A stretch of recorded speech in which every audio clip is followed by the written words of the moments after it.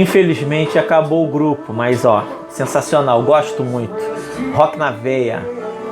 Vamos lá então? Ok. Hoje nós vamos falar sobre o segundo módulo, né? Da segunda etapa, né? Quer falar sobre o período, a Primeira República, o primeiro período republicano ou República Velha. Nós falamos no vídeo anterior sobre os elementos que levaram à crise do Império, né? Agora nós vamos falar sobre a Primeira República, né? Ou a República Velha. Deixa eu baixar mais um pouquinho aqui, para não atrapalhar. Ok, beleza. Beleza, então assim, nós vamos falar sobre aspectos políticos, sociais e econômicos da Primeira República ou República Velha. Tá? Ok. Primeiro, vamos nos ater sobre aspectos políticos, tá? Da Primeira República.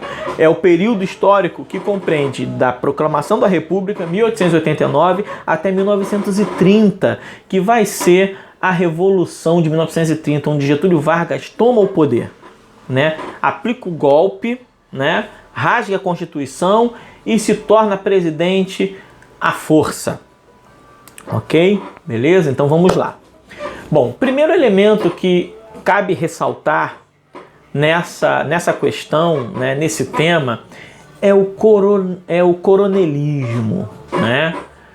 Não sei se vocês já viram algumas novelas, né, que remontam décadas anteriores, né, ou até recentes mesmo, né, dos grandes fazendeiros, dos ricos fazendeiros regionais serem chamados de coroné, né? De onde surgiu esse termo? Como é que surgiu esse personagem na nossa história brasileira? Bom, esse personagem ele vai surgir no período em que o Brasil era governado por regentes. Deixa eu baixar mais um pouquinho. Era governado por regentes, vai ser chamado do período regencial. O fato de ter sido governado por regentes é porque Dom Pedro I meteu o pé, né, e deixou o governo, a coroa, para o seu filho. Só que o seu filho tinha 5, 6 anos de idade na época, então ele não tinha como governar, né? Não dava para governar. Chupeta e mamadeira de graça para todo mundo, não tem como, né? Então ele vai deixar, Dom Pedro I vai deixar o governo no lugar do seu filho, que era o herdeiro, vão governar regentes, chamado de período regencial. Nesse período, foi um período muito conturbado na história brasileira. Por quê? Pelo fato do Brasil não ter o seu imperador no trono, no controle, no comando do Brasil. Entre outros motivos, vai se alastrar pelo Brasil muitas revoltas, o qual o exército não estava dando conta disso. Então, o que os regentes fizeram?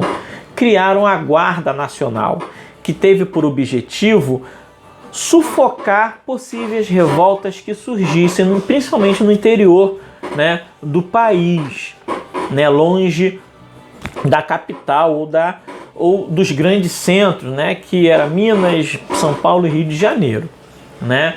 E essa Guarda Nacional era constituída por milícias criadas por fazendeiros que receberam o título de coronéis, né, com a função de abafar essas revoltas. Esses fazendeiros receberam do governo o título de coronéis, né? Formaram milícias, armaram milícias, grupos, né?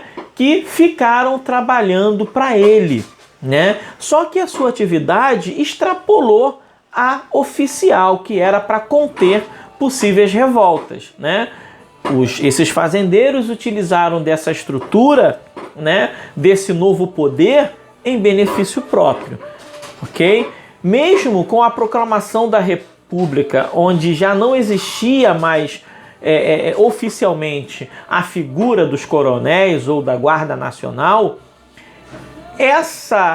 esse atributo continuou de maneira informal, mas continuou, né? Os fazendeiros continuaram tendo milícias ou jagunços, né? E continuaram, mesmo sem a patente oficial, continuaram sendo chamados de coronel ou coronéis, e isso se perpetuou, né? Inclusive até os dias de hoje. né? Beleza, vamos lá. Então, o coronelismo, ele vai ser um elemento extremamente importante na estrutura corrupta que vai ocorrer, né, que vai existir no período da República Velha ou da Primeira República. Por quê? Pelo fato do voto, com a proclamação da República, hoje o voto ele é secreto, mas naquela época não era, o voto não era secreto. Então, as eleições elas eram controladas por essas pessoas, né? Por essa oligarquia de coronéis, né? Então, será normal acontecer em determinado município, o fazendeiro ser eleito 2 vezes ou várias vezes, depois o filho, depois o genro, depois o neto, depois o sobrinho, né? Ou seja, o poder nunca sair de uma determinada família, né? Por quê? Porque o voto não era secreto, né? E esses coronéis, na época das eleições, ele obrigava de forma violenta que a população votasse no candidato deles, né, que eles escolhiam, ou neles próprios, né? Então, essa figura do coronelismo vai ser a figura que vai controlar o poder político regional, né? Ele já detém poder econômico por ser grandes fazendeiros, vai deter também o poder político regional. E o nome dessa estrutura, de um dos elementos dessa estrutura, principalmente a atividade do voto, né, na época das eleições, né, vai ser nomeado pelos historiadores de voto de cabresto, né? Cabresto, né, é aquele dispositivo, né, de linha que controla a pipa, né? Então é basicamente onde o coronel, né, é o garoto soltando a pipa e a pipa é a população, ou seja, o coronel controla em quem a população vai votar. E esse controle extrapola o controle político eleitoral, né?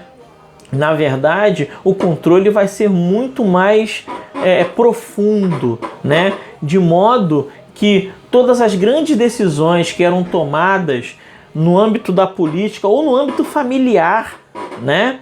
Tinha que ter o aval, é claro, né, de decisões importantes. Tinha que ter o aval do coronel, da família que mandava em determinada região. Ok? Beleza. Então nós já vimos o coronelismo, né? E vimos o voto de cabresto. Agora vamos para a política dos governadores.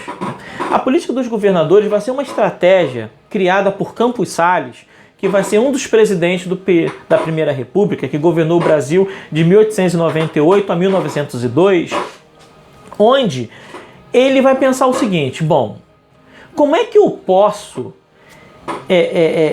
criar uma estratégia política onde eu terei pouca oposição no Congresso, né? Ou seja, aonde os projetos de leis que eu colocar, eu posso ter a certeza de que todos ou a maioria vai passar. Como é que eu posso fazer para ter os congressistas na minha mão?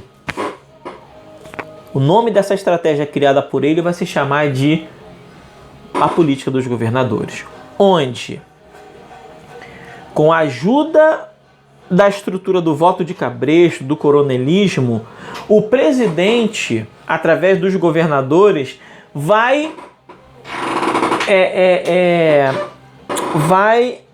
como eu posso dizer, vai oferecer dinheiro, né, aos coronéis, e em troca desse dinheiro, os coronéis vão eleger os deputados ou senadores, congressistas que o presidente escolher. Ora, se eu consigo votar, se a maioria do Congresso for aqueles que eu indiquei, os eleitos forem aqueles que eu, presidente, indiquei, eu não vou ter oposição no Congresso. Então, essa estratégia política desenvolvida por Campos Salles vai se chamar de a política dos governadores. Bom, já vimos 3: coronelismo, voto de cabresto, política dos governadores. Vamos falar agora sobre a República do Café com Leite. A República do Café com Leite vai ser vai ser o nome dado a esse período da República Velha, aonde, na sua grande maioria, ou melhor, na sua maioria quase que completa, os presidentes sairão de Minas Gerais e de São Paulo. Serão os grandes centros econômicos, né? São Paulo, produtor de café, Minas, produtor de leite, né? Grande produtor de gado, né? Gado de corte, fornecimento de leite, né? Então, em função de serem os estados mais ricos naquela época, esses estados, né, eles terão a proeminência, né, na indicação dos presidentes, né? Porque essa estrutura da política dos governadores envolveu inclusive a eleição dos presidentes, ou seja, já era carta marcada, né? Então o fato desse período ter existido somente presidente, ou melhor, na sua maioria, presidente de São Paulo ou de Minas Gerais, vai ser dado República do Café com Leite, ok? Beleza. Coronelismo, voto de cabresto, política dos governadores, República do Café com Leite. Agora vamos falar sobre o encilhamento. Vamos lá, encilhamento é um nome dado, né? O nome correto, um nome dado ao procedimento em que você equipa o cavalo para você montá-lo, colocar, né, o arreio, né, toda aquela parafernália que apta a você montar no cavalo com segurança e seguir. Isso é o nome dado de encilhamento. E a crise do encilhamento vai ser um nome dado a um período, né, principalmente o período denominado da República da Espada, que mais tarde nós vamos ver o que foi isso, em que o governo brasileiro vai ter como seu ministro da Economia Rui Barbosa. E Rui Barbosa, para poder incentivar o surgimento do comércio, o crescimento da indústria, o que ele vai fazer? Ele vai propor um projeto, esse projeto vai ser aprovado e vai ser colocado adiante, onde vai facilitar o crédito para quem quiser abrir uma indústria, né, ou um comércio, né? E o governo seria o fiador. O que queria dizer isso? Caso a pessoa não pague esse empréstimo, o governo pagaria, né? Só que, olha lá, voltando àquela velha história da corrupção, né? As pessoas iam no banco, pegavam o crédito e na hora de, com esse dinheiro, abrir a empresa ou a indústria ou o comércio, eles não faziam isso. Pegavam o dinheiro e colocavam no bolso, né? E faziam mais, né? A empresa que só estava no papel, eles até abriam no papel, porque tinha que ter esse documento para poder conseguir o crédito. Essa empresa não era efetivada concretamente, né? Ficava só no papel. E para eles ganharem mais dinheiro, o que eles faziam? Eles colocavam essa empresa na Bolsa de Valores.